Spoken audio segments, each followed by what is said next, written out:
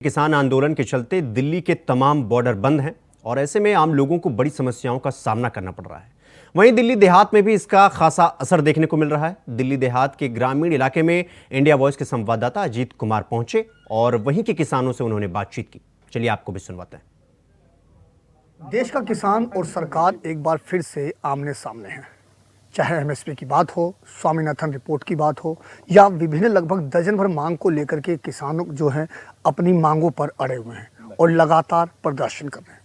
ऐसे में हम पहुंचे दिल्ली देहात के उस जगह पर जहां पर बड़ी संख्या में लोग न केवल खेती करते हैं बल्कि किसान से जुड़े हुए हैं और लंबे समय से जुड़े हुए हैं। और हम उनसे समझेंगे कि जिस तरीके से जो किसान प्रदर्शन कर रहे हैं और ऐसे में यहाँ दिल्ली के देहात के लोग कितना उनका समर्थन करते हैं और क्या उनका प्रारूप है। बाबूजी, नाम जानना चाहूँगा और जानना चाहूँगा कि क्या जो किसान जो अभी बैठे हुए हैं प्रदर्शन पर कितना समर्थन करते हैं आप लोग? समर्थन तो कर रहे हैं, ठीक तरह से अगर आंदोलन करा जाए तो उसका समर्थन है, और जिस तरह से आंदोलन कर रहे हैं इसके समर्थन में बिल्कुल नहीं है। लगभग दर्जन भर मांगे हैं और वो जो मांगे हैं, क्या लगता है आपकी मांगे ठीक है, जायज़ है मांग? कुछ मांगे जायज़ हैं, कुछ गलत है। और हर बार जो जब भी सरकार के सामने बैठते हैं हर बार उनकी डिमांड बढ़ती जाती है। कभी 5 थी, कभी 7 से अब बैठेंगे तो फिर और 2 और उसमें ऐड कर देंगे। अब कौन कौन सी समस्या का हल करेंगे गवर्नमेंट? हो 1 हो 2 हो 3 हो, ये तो हर बार बढ़ती जा रही है।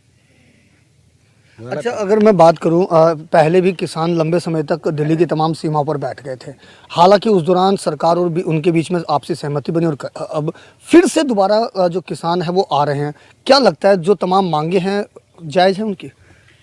मांगे इसमें जायज़ भी हैं जी, नाजायज़ भी हैं, लेकिन इसका समाधान जो है ना गवर्नमेंट से बैठ के ही निकलेगा। ऐसे नहीं होगा काम कुछ करें दो कुछ आया वही हो।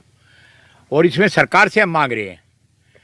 इसमें जैसे मैं गलत इसको ऐसे मानता हूँ, जैसे 2 दिन पहले ही वो सरदार जी थे कोई किसी ग्रुप के, वो बोला मोदी तेरा कद नीचा करेंगे। ये कोई हमारी मांग थोड़ी हुई।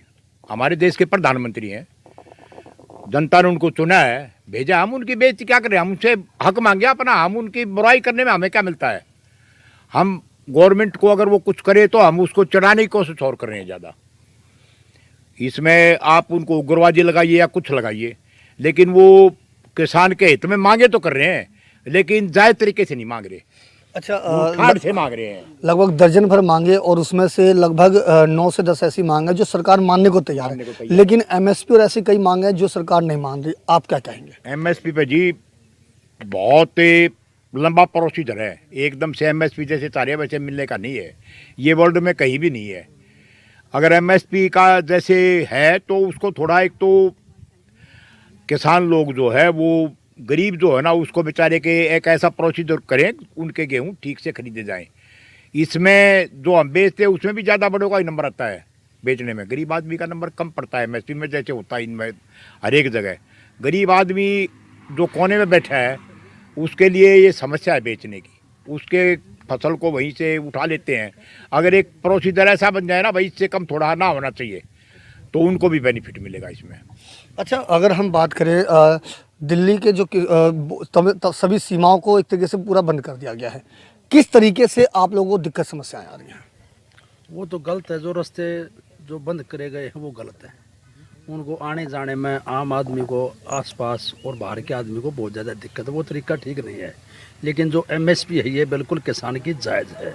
ये थे हमारे दिल्ली देहात से जुड़े किसान जो दिल्ली देहात में बड़ी संख्या में खेती करते हैं और इन्होंने बताया कि किस तरीके से जो किसानों की मांग है उन मांगों को लेकर के इन्होंने अपनी राय रखी, इन्होंने अपनी बातें रखी और खुल के बताया कि जिस तरीके से सबसे बड़ी जो मांग है एमएसपी, और सरकार को एमएसपी पर ही कहीं ना कहीं अपनी बात रखनी चाहिए।